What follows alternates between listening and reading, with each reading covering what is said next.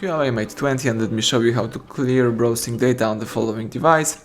So at the very beginning, let's start by using your home screen. Let's open the Chrome. This is the browser of this device, so let's use Chrome.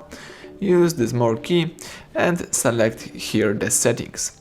So tap settings, scroll down, choose privacy right here and select here the clear browsing data. This is right here at the bottom of the list. Let's tap it. And here you can use the following basic stuff, or you can choose advanced, and here you can clear browsing history, cookies and site data, cached images and files, save password, autofill from data, site settings and media license. What's also really interesting, you can use the time range, so you can clear this information from last hour, or you can choose all time. And now all you need to do is just tap clear data. And that's it, just clear all browsing data. You can go back and use your device in a normal way. So thank you for watching, please subscribe our channel, leave thumbs up under the video.